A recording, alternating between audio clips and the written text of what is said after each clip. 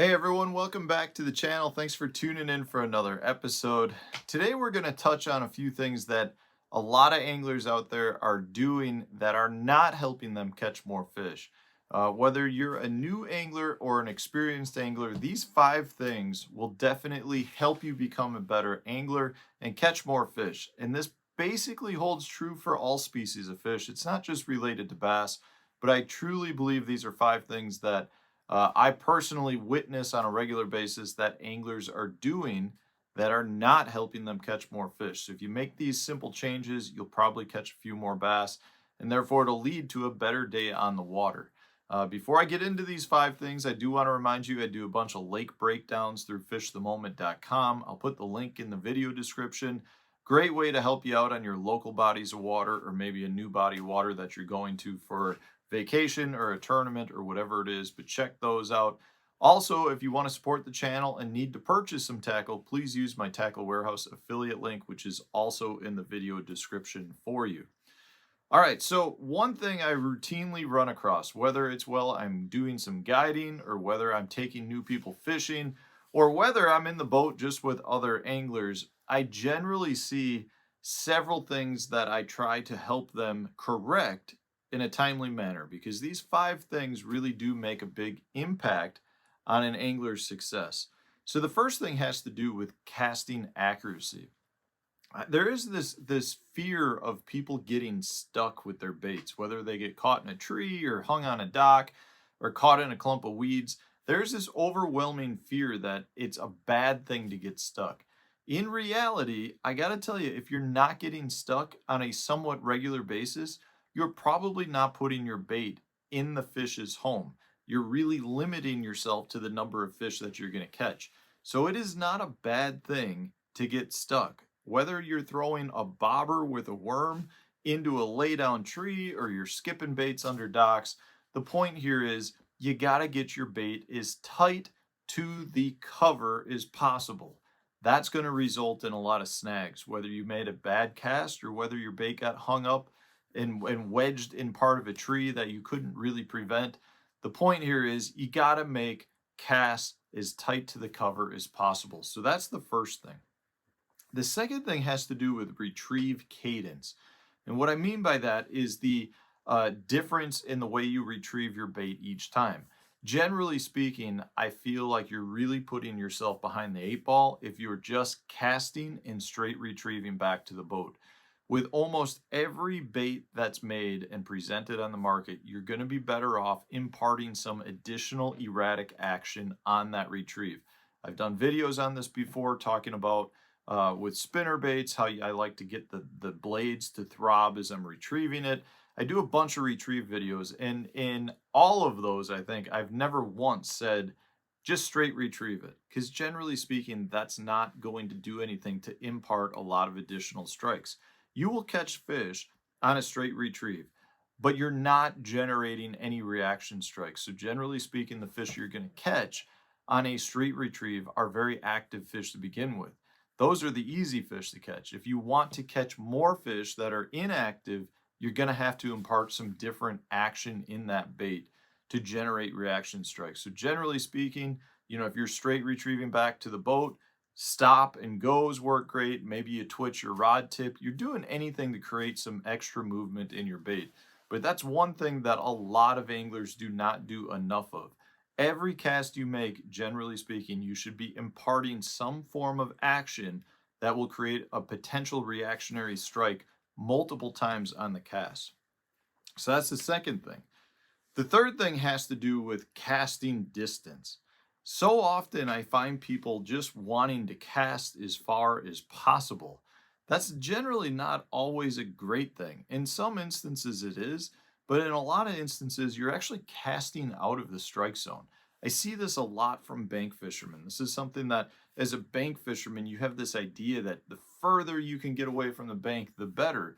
A lot of times though, the fish that you're actually chasing and the ones you can catch are probably right at your feet. They're probably in the first half of your cast at a shallower water depth where your more active fish are going to be. Now, yes, you can catch fish if you're casting way out, but generally speaking, if you're going to be bombing casts as far as you can, you should know that you're trying to hit some sort of target, whether that's a drop off or a hump or a sunken tree.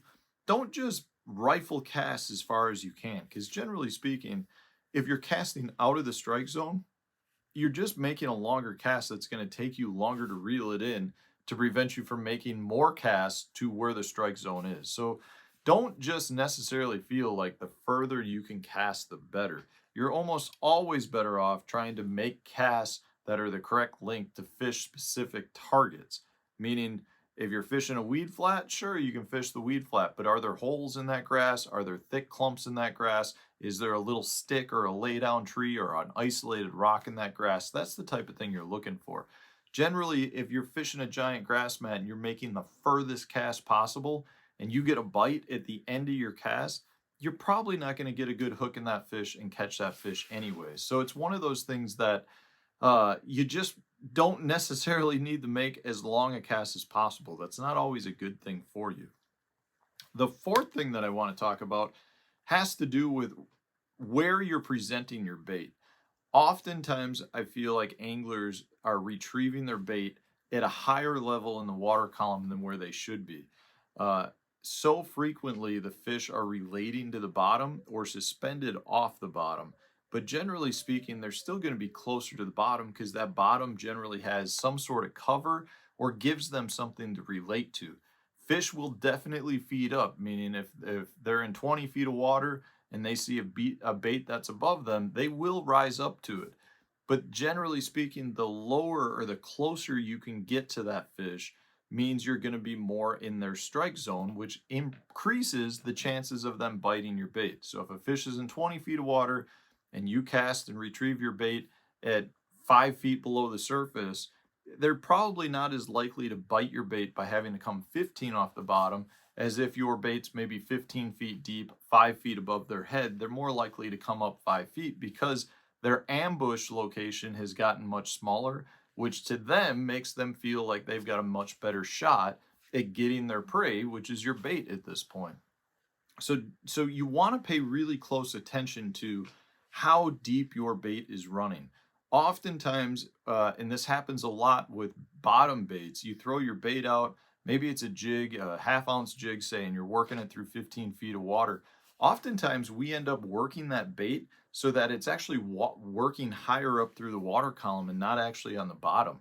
It can be very difficult to determine if your bait is actually on the bottom or not on the bottom. And anglers, I feel like, generally are too impatient to make sure that their bait is on the bottom.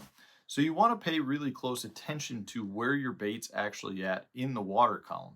And if you're fishing for fish that might be suspended, you want to make sure that your bait's not getting below them. So it can work the opposite way as well. Sometimes you want your bait to be higher up in the water column. Sometimes you want it to be lower. The key here is you want to pay special attention to where your bait's at.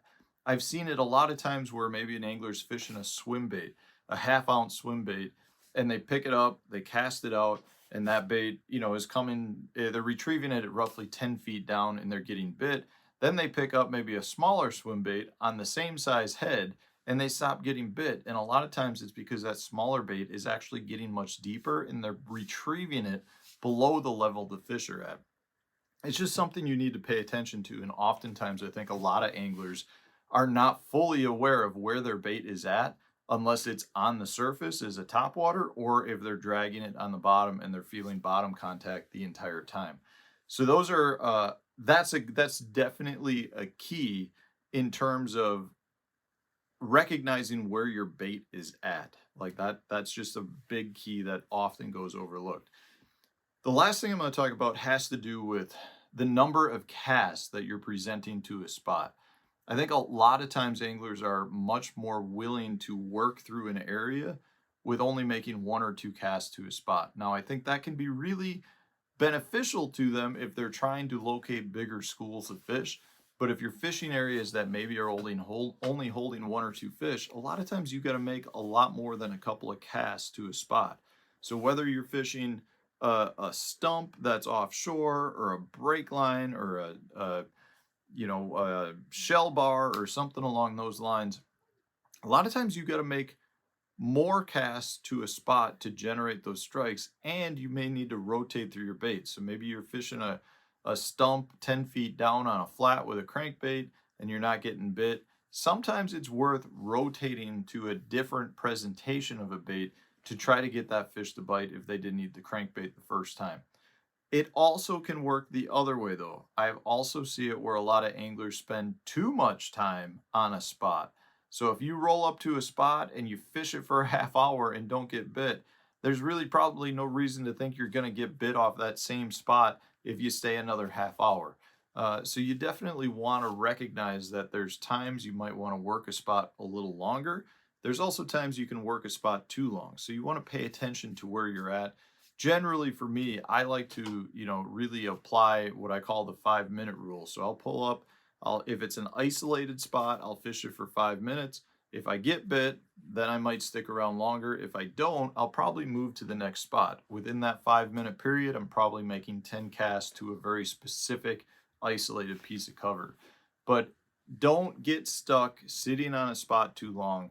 Don't get stuck not making enough casts to a spot. It's definitely something that you want to pay attention to. But these are 5 really simple things that anglers can adjust just by being aware of it on the water. Pay attention to how long you're fishing these spots, where your bait's at, where you're presenting your bait, what your casts look like.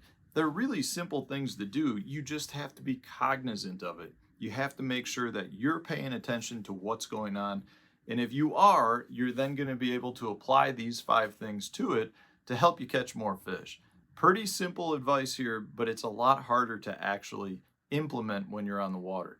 But give it a try, guys. I'm telling you, if you do these 5 things, you're going to definitely increase the number of bites you get, which should hopefully lead to a much more fun day on the water. Thanks for watching. I appreciate all of you. Hit the like button if you enjoyed it. Subscribe to the channel if you haven't done so already. Stay tuned, new video coming out tomorrow.